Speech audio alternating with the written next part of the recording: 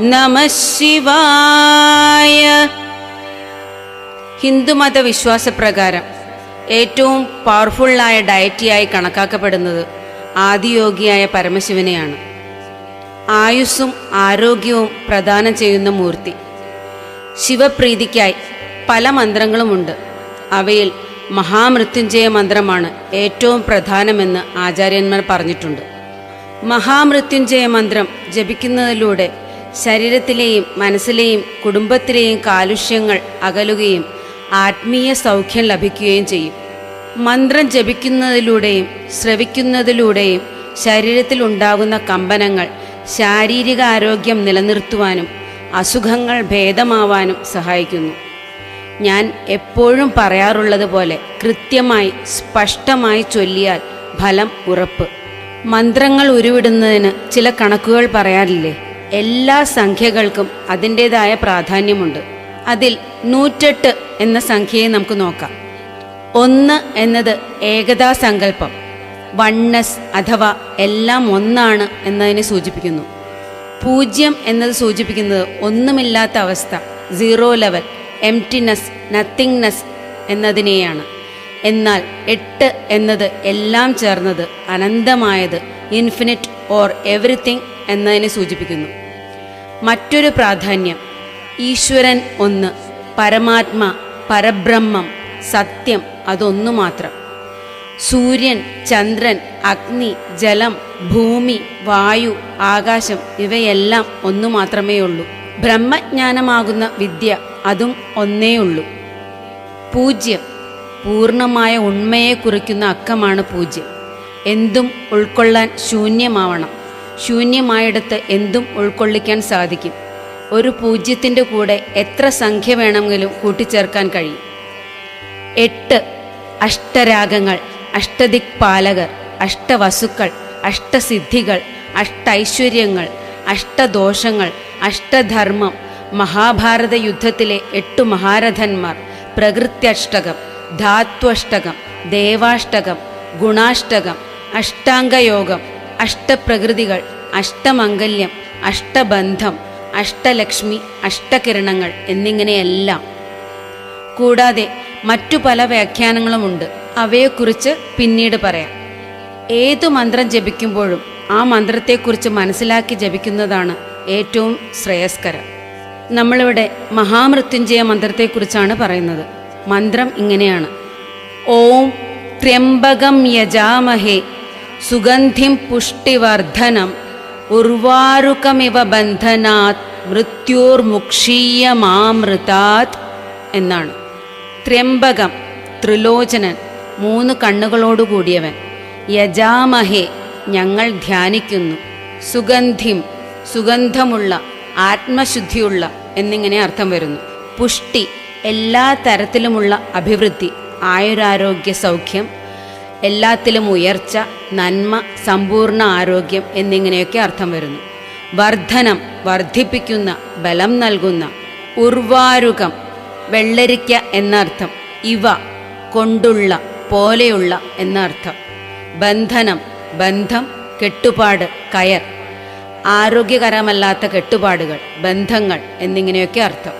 മൃത്യോർ മരണത്തിൽ നിന്നും.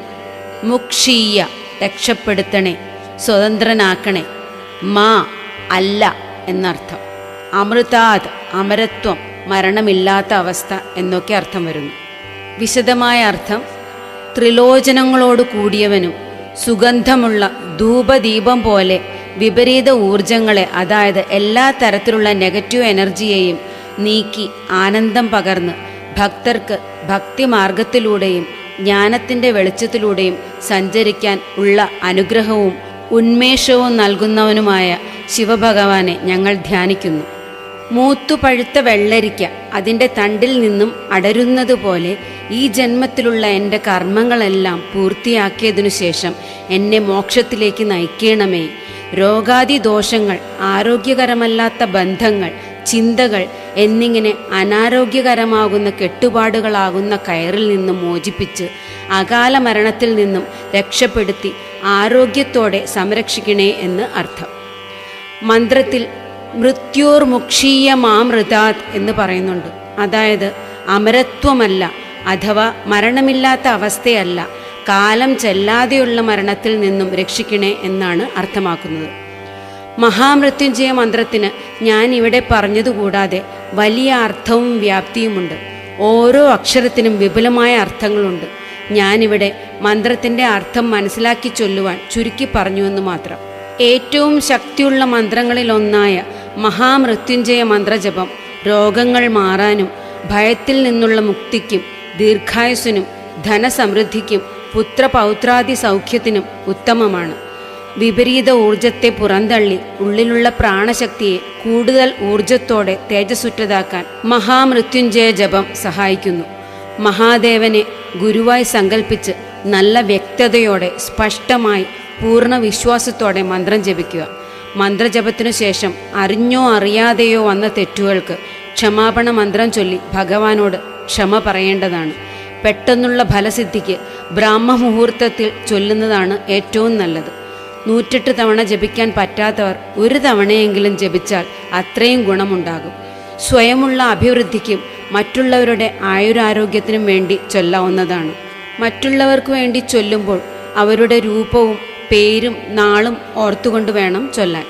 കൂടാതെ പുറത്തേക്ക് പോകുമ്പോൾ ഈ മന്ത്രം ചൊല്ലിയതിനു ശേഷം പോകുന്നത് എല്ലാ അപകടങ്ങളിൽ നിന്നും രക്ഷിക്കും. ഭഗവാന്റെ അനുഗ്രഹത്തോടെ ഞാൻ ഈ മന്ത്രം ഇവിടെ ചൊല്ലുകയാണ്. അത് കേട്ട് എല്ലാവരും ഭക്തിപൂർവ്വം അത് ജപിക്കുവാൻ ശ്രമിക്കുക. എല്ലാ ദിവസവും 108 തവണ ചൊല്ലുവാൻ ശ്രമിക്കുക. അത് സാധിച്ചില്ലെങ്കിൽ ഒരു വട്ടമെങ്കിലും ചൊല്ലുക. ഭഗവാന്റെ അനുഗ്രഹത്താലും മന്ത്രജപത്താലും എല്ലാവർക്കും എല്ലാ അഭിവൃദ്ധിയും ഉണ്ടാകട്ടെ. ഓം ത്രയംബകം യജാമഹേ സുഗന്ധിം പുഷ്ടിവർദ്ധനം ഉർവാരുകമിവ ബന്ധനാത് മൃത്യോർമുക്ഷീയ മാമൃതാത്. ഓം ഓം ത്രയംബകം യജാമഹേ സുഗന്ധിം പുഷ്ടിവർദ്ധനം ഉർവാരുകമിവ ബന്ധനാത് മൃത്യോർമുക്ഷീയ മാമൃതാത്. ഓം ഓം ത്രയംബകം യജാമഹേ സുഗന്ധിം പുഷ്ടിവർദ്ധനം ഉർവാരുകമിവ ബന്ധനാത് മൃത്യോർമുക്ഷീയ